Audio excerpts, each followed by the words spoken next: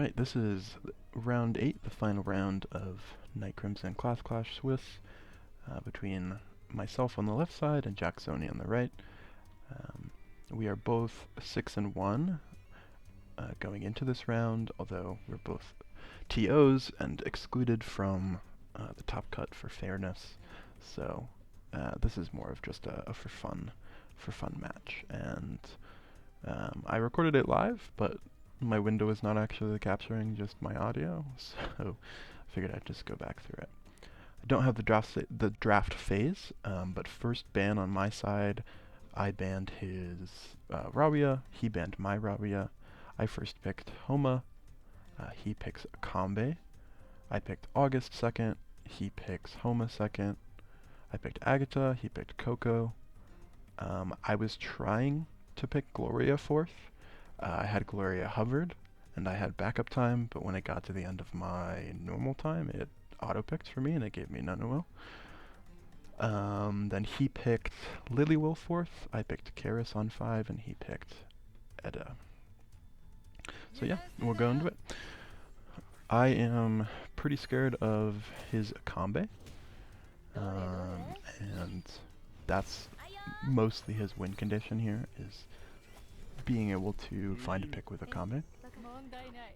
So I'm moving up pretty slowly here, trying to keep my characters grouped up so that any pull he has potentially will grab multiple units, and then he won't have a scary knockoff on some of my key units, Homa, August, and Agatha. I'm just going to speed through some of this early phase. Nunawil just taking the high ground. I do opt to put up Karis' shield here. I wasn't sure if he was going to go in with a Akambe, but I knew that if he did, I wanted to have the shield up. So this pull, pretty important. Both my August and my Homa not going to get knocked off here. Does do a significant amount of damage to my August, breaks through the entire shield, knocks off my Karis, and then speeds up his Homa, so his Homa is going to go first before my Homa. See the round end here, and then his Homa is going to take an action. I thought that it was pretty uncertain if his Homa would be able to one-shot my August here, but she does. So August taken out. Pretty big play on his side. Here I'm just going for the kill on Akambe with this Carnival. I was surprised that it didn't deal more damage with the first hit, but had to take out Akambe here with the dash, and then I opt to put Feast or Wound Stacks on Coco. I could have potentially killed the Coco with the dash into Feast, but I knew that I wanted to take out the Akambe despite him basically using all his cooldowns. I wanted to take out the Akambe before he could get healed.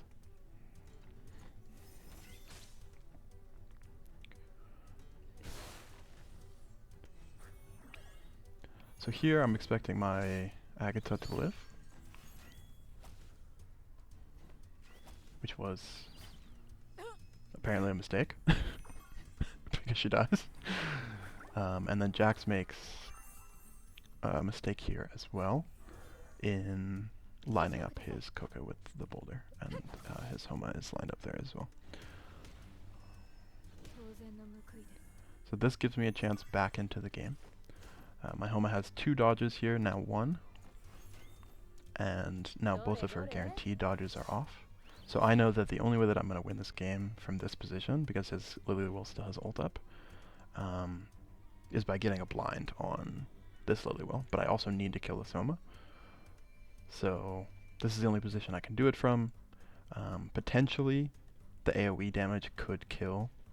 You know, I have attack up here. I have hovering support still, so I'm dealing extra damage on the AoE. So then I will attack the Homa to take her out, and I get pretty lucky. I hit blind on both of these characters. I really only needed to get blind on one of them, Lily specifically. But that does potentially decide the game if the Lily will is blinded when she goes to make her next attack.